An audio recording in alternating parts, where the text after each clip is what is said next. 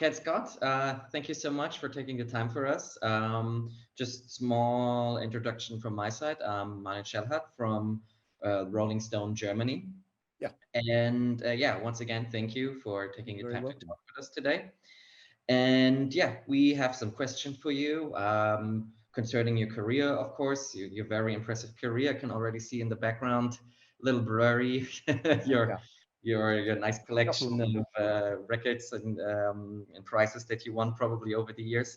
And of course, though, we want to speak especially about Ziggy Stardust, the famous David Bowie album that you helped recording and engineered Yeah. yourself, turning 50 years now. Like impressive feat, to be Do you honest. have to remind me? Oh, it's turning 5 years today. That's better. So no, but I mean it's like it's quite an achievement, obviously. Which especially like leads to into my first question. Um, so yes, I just said like 50 years of Ziggy Stardust, quite impressive. But what do you believe is like the legacy of this album? Like, why is Ziggy Stardust such a timeless classic that we still listen to today? I, to me, it's because it's real. It took us 2 weeks to record it. The vocals, David. Well, I co-produced 4 albums with David, and probably about 95% of those vocals were one take, the first take. I would set the level, get the sound, then I'd take the tape back, hit record, and what he did that one time through is what you still hear today. No auto tuning, no moving around, no copying and pasting. It's a real, true performance, and it came from his heart. It came from his soul. And to me, that's the thing that keeps it going. It's because it's real. The same with Woody, Trevor, Ronno. Just we just got into it and did it, and it worked. Yeah, amazing. Just 2 weeks. That's pretty Yes, amazing. It's like that's the really, way that's the way they all were back then. oh really? Because like I hear like today it's just like takes ages and ages to Oh, like record an album and just like because two. no one can make up their damn mind. That's the thing. Look, the Oh, technology has allowed people to not make decisions. We worked on Ziggy was 16 track. yeah. So it's we had to get it then and there. There was no sort of really going back sometime later and saying, well, let's try this, let's try that. It's we just had to get it. And we Mm. did. Amazing, amazing. Which really like leads to my, you already really got into my next question a little bit, but maybe you can go a little bit more into detail about the entire recording process with Bowie. Like, especially like, did he already know what kind of sound he wanted for the album, or uh, did you had to lead him into the sound, or was it just a complete collaborative process between the two of you? Generally a complete collaborative thing. The only comment, excuse me one second. Okay, got it. The only comment that was made was by David between Hunky Dory and Ziggy Stardust, because there was like just a few weeks between the two, recording the two of them. And I saw him walking down the corridor after we'd finished Hunky Dory. A couple of days later, I saw him walking down the corridor at Trident Studios. And he said, we're going to record another album. I said, you've got to be joking. The first one's not out yet. And he said, no, my management company wants a second album to firm up the deal, the record deal that they're trying to sign. And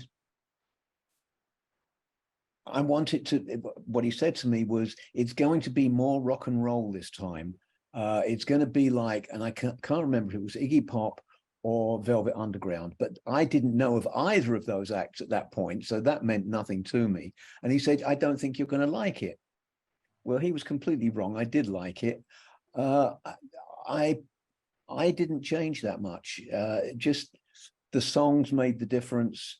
What was needed made the difference, and we all knew what was needed, and we did it. It was all teamwork completely.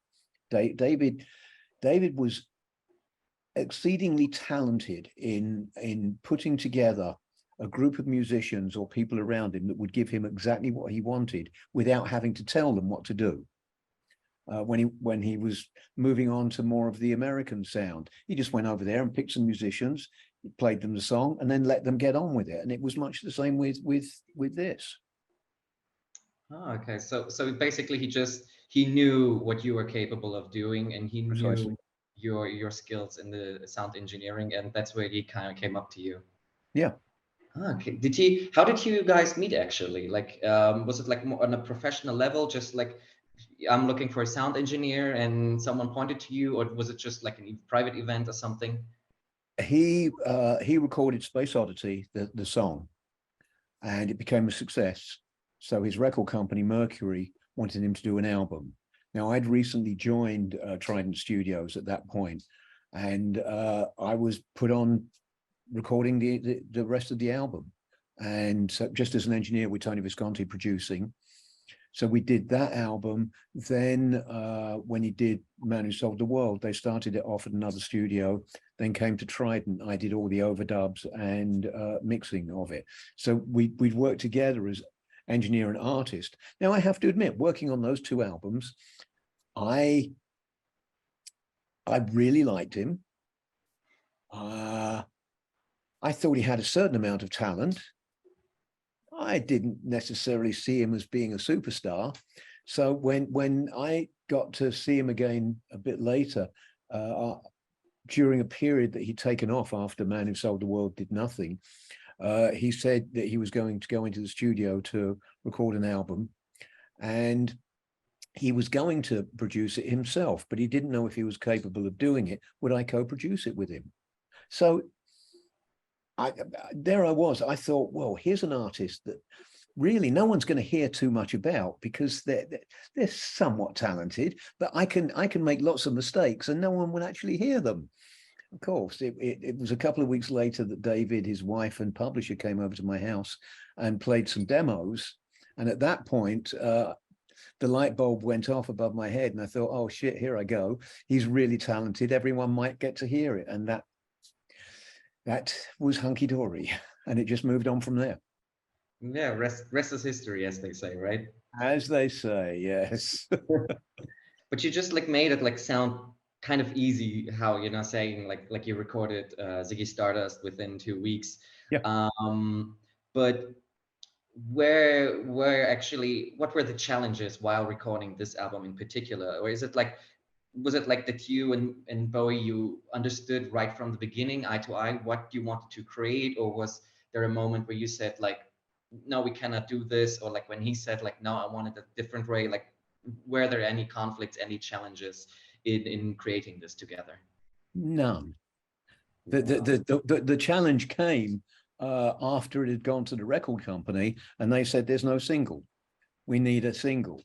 So we went back in and David just had immediately come up with Starman, and we just recorded that and plopped it in the place, took one track off and put Starman in its place. And the rest is history, as they say.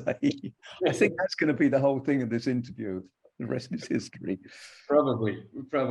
Yeah. Speaking of, what, especially like when you said like we needed a single like for Starman, was this a particular moment when you knew, or like when you said like before, like in your previous answer, when you thought like David was a good artist but not the superstar that he became in the end, but was there while recording or while you were listening to Ziggy Stardust like this one moment, this one song, or maybe listening to the album when you listen to it in a certain moment or a special moment when you really said like, okay, this thing is going to go into space literally, and it's going to be a big album?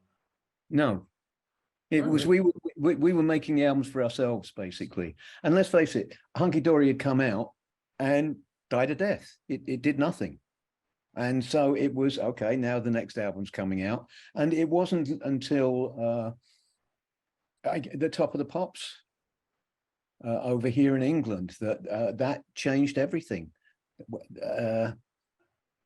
once that was shown, people suddenly became interested in David and started to turn up at shows and started to buy records. Up until that time, no one had been interested. And no, we never made records to sell. We made them to please ourselves. And that was, I think that was David's whole career. He got bored easily. And so when he got bored with Ziggy, he moved on to something else. And when he got bored with that, he moved on to something else.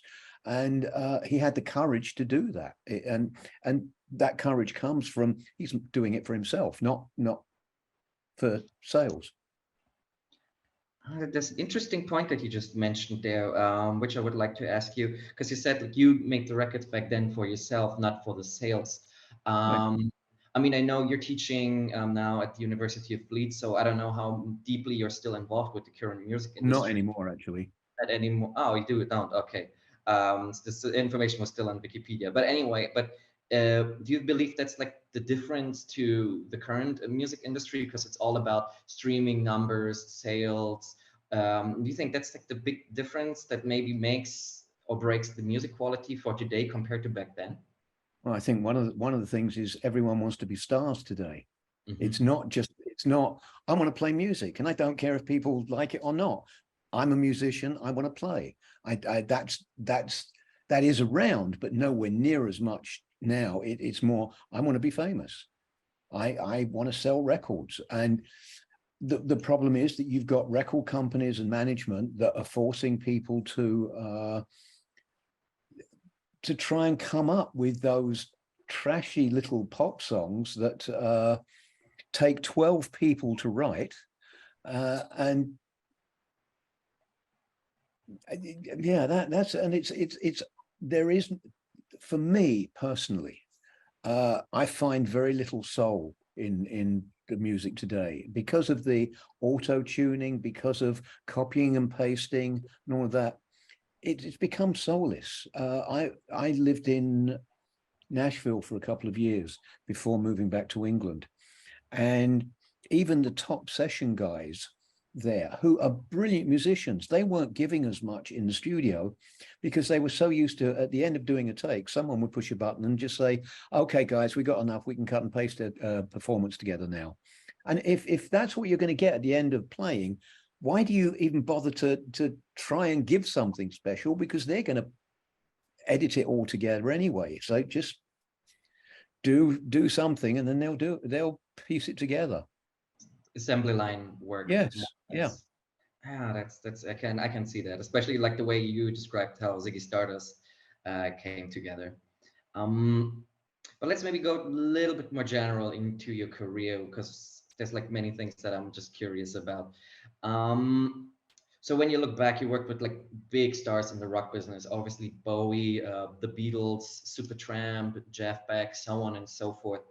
Where do you think is like the big differences in producing and sound engineering for these different artists? Obviously, everybody has a different vision, but in the end, of course, you have your way of working. So yeah, how do you like marry your way of working with the different visions, the differences of these artists?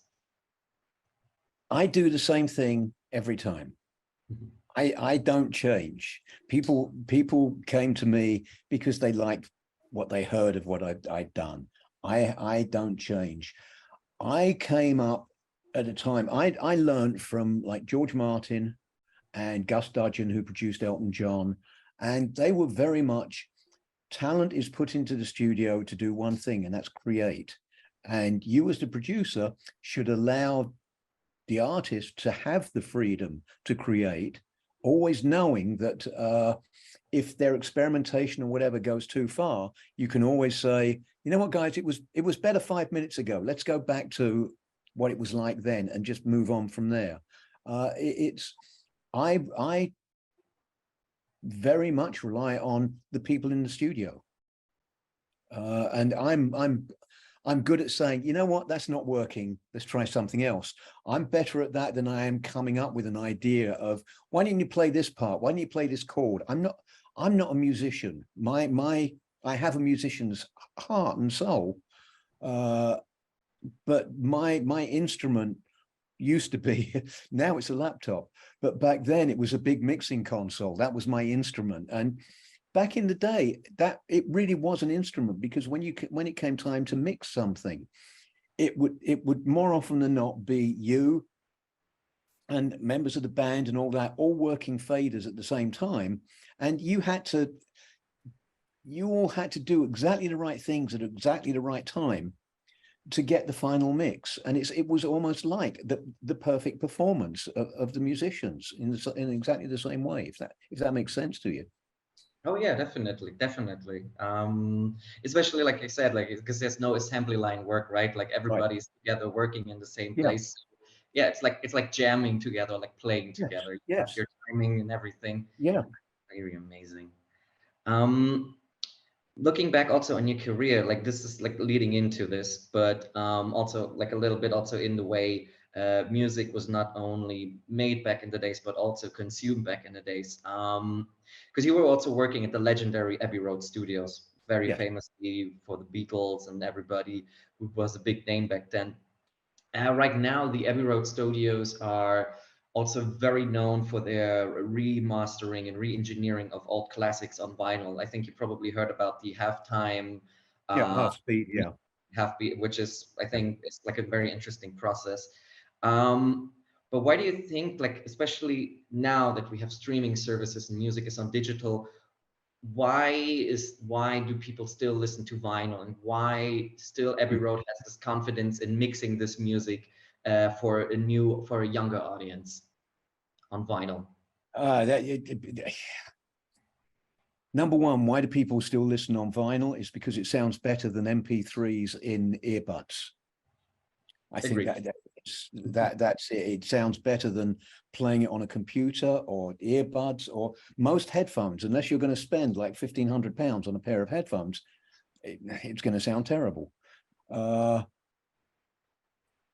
That's one of the things. With regard to the remixing side of things, as opposed to the remastering, I have reservations about it. I have absolutely no problem with it happening.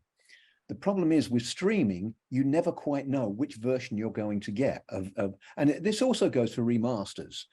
It's you ask for it to play I'm the Walrus. Well, you don't know if it's the original mono I'm the Walrus that's going to come up, or the later stereo version, or the remaster, or the remaster, or the remaster, or the remix. That's where it bothers me. If the remixing is going to go on, the originals still need to be available if someone wants it, and it needs to be the consumer needs to be able to choose that over and above other things if they want that. Mm-hmm. But do you, it's like, which do you prefer? Like still the mono original or the remix or the remasters? On the Beatles, For example. the majority of the Beatles, for me, it's the mono, because that's the only thing that the Beatles ever went for up until the White Album. That was when the Beatles started to be a part of the stereo mixes. Up to that point, they were only there for the mono mixes. So that's the mono mixes are what they wanted to hear. Right. Anything over and above that, that's what other people wanted to hear. So I firmly believe it should be what the artist wanted to hear. Okay. I have to shamefully agree though. I mean, I have still a mono mix of Sgt. Pepper's in my record collection, but I do love the remixed version that is on Spotify. I think I love the sound on this. Okay. But I mean, No, but the thing is, you've got both versions. That's true. So you can choose which you want to listen to at any given time. You're not force-fed one or the other. Yes, agreed. Speaking of like modern ways of recording albums or recording music, so especially today, so if there's like millions and thousands of softwares to make music at home, there's now the next big thing will be AI, obviously, that will just No, don't even go there with me. So yeah, but no, I will. So what do you think? Will like what is the role of the sound engineer in the future? Like will the sound engineer survive, let's say, or yeah, is this also something that you are afraid that the AI will take over? AI, look, the major record companies are sinking a fortune into AI because they're looking forward to the future where a computer will write the music, will play the music, will perform the music, and then they never have to pay anyone. They just bring in all the money. What's going on in Hollywood at the moment with the strikes about the use of AI in films, and the producers wanting to be able to use exactly the same thing time and time again without paying.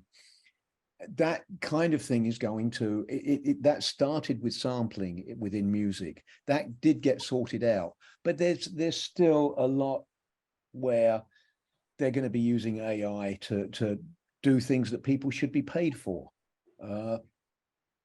I'm certainly not a fan of that future, shall I say. Now, with regard to how people listen to music, I am firmly against streaming at the moment. That could change. The problem is they're not paying. The big artists are making a fortune. The young up-and-coming artists are making zero. The record companies are making lots of money out of it, but the artists aren't. And until the way the money is sorted, I'm firmly against streaming. I pay for Amazon Prime. I could listen to use their streaming system, but I won't. I am so anti it. Even though I'm paying, I will not be the kind of person that will, well, I'll use it, but then I'll talk against it kind of thing. It doesn't work in my household. I'm sorry. So yeah, and there's also that thing that I talk to younger students about. How do you store? Okay, you stream. I get that. Do you ever download? Yes. How do you store it? Oh, in the cloud. Well, one day there's going to be some hacker that comes in that's going to completely empty that cloud, and suddenly it's, well, where's all my music? So it's download it. If you're going to download it, store it on a hard drive or something, so you've got something tangible in your hands. That seems to be something that's missing just in life these days. People don't seem to need something in their hands. It can be anywhere. And that's how Amazon started. Let's face it. They never had any product. Someone would go there to buy something, at which point they go to someone else and get it sent. It's you don't need to have anything these days. It's all in the cloud. True. No, I agree. I'm a grumpy old man these days. What can I say? No, not at all. I mean, I have a similar attitude. Like I said, I still have a record collection. I try to pick up all my favorite albums on vinyl now, and I still have my movies also on Blu-ray. So there's like a some different feeling. Like I agree with you there. 'Cause like, Yes.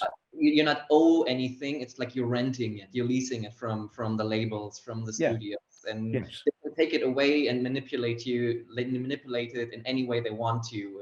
If they don't want, if you don't listen to it or to see it. So it's definitely very, very tricky business. I very much agree with you. So last two questions, and then I will let you be. So still, you said, like, obviously you not that involved with modern music right now, but if I personally, because I listen also, obviously I write for Rolling Stone, so I listen to a lot of modern music as well. There's still some jams out there. They're like very well produced. Oh yeah. Do you have something, would you say, like something in the past 10 years or so, one album or like an artist where you say, like, this is really well produced music from people who cared, and from people who cared not only about the performance or not only about, as you said, being a superstar, but really about making music they wanted to listen to? Well, for me, one of my favorite bands is the Foo Fighters. It's like Dave is such an incredible front man, and all of the guys. And look, the first album, Dave played everything. He wasn't doing it. He was doing it to play music, and that's what they all do. the whole band. They just want to play music. Yes, they're making money. That's great, but that's not why they do it. They have to keep working because they enjoy playing. There are definitely bands around. There's a band that I've done a few tracks with from here in Leeds, a band called Air, H-E-I-R, not the A-I-R band. But they're a local band. I found finding it really hard to get anywhere, but they are so talented. And it's I do what I can. When I do master classes, I'll always say, "Come on, guys, let's go in," so that they get something. I've done 3 or 4 with them at Abbey Road, so you know it's going to be good coming out of there. And if I can help them that way, that's great. And they're really good. But it's trying to get that break, just the top of the pops thing with Starman. It's trying to find that moment to break someone out into the wider public's perception. Yeah. Okay, very good. So, final question. Circling back to initial start to Ziggy Stardust. Yeah, 50 years. If you're looking back on it, if let's say if you could re-record this album, which is like obviously very hard also with yeah, bless him, David not being with us anymore, but if you could re-record this album, if you like listen to it now, you feel like, okay, I would have loved to change something. Is there something on this album that you would change today? And if there is, what would it be?